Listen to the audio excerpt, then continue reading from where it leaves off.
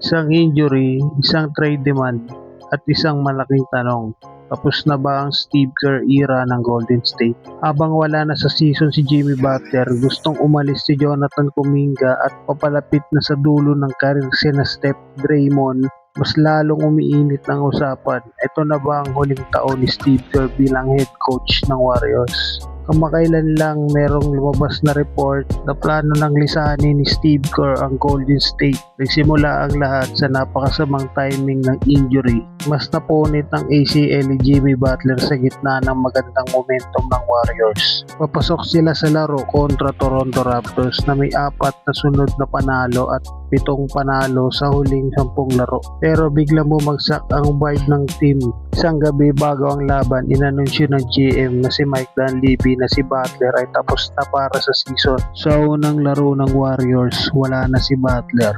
Ramdam agad ang epekto, umabot pa sa halos 30 puntos ang pagkakalayo sa score at natalo sila sa sarili nilang home court sa score na 145-127. Hindi lang si Butler ang problema, ang dating first round pick na si Jonathan Kuminga ay humihiling na matrade habang sina Curry at Green ay nasa twilight years na ng careers nila. Kahit may record na 25-20, malinaw ang outlook ng team para sa natitirang season at posibleng sa hinaharap ay medyo bleak. Dahil dito lumalakas ang espekulasyon, ito na ba ang panahon para umalis si Steve Kerr? Ayon sa ulat ni Logan Murdock ng The Ringer, posibleng mag-walk away si Kerr pagtapos ng season. Huling taon na ang kontrata ni Kerr at hanggang ngayon ay wala pa siyang pinipirmahang bagong deal. Maraming assistant coaches ang nag-ooperate sa paniniwalang hindi na siya babalik next season at ilan sa kanila ay naghahanap na ng ibang coaching opportunity sa liga.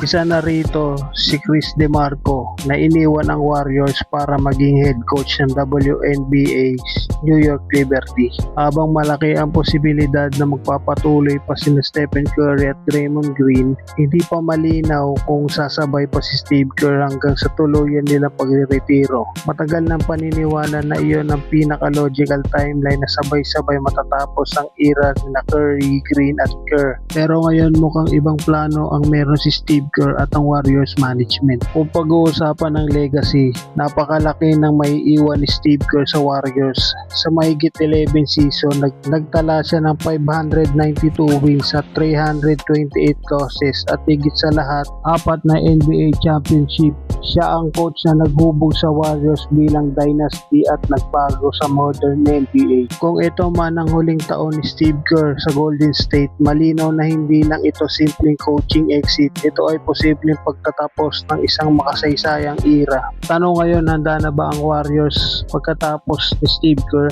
At kung aalis siya, ano ang susunod na kabanata na prangkisang minsan nang ibabaw sa buong NBA?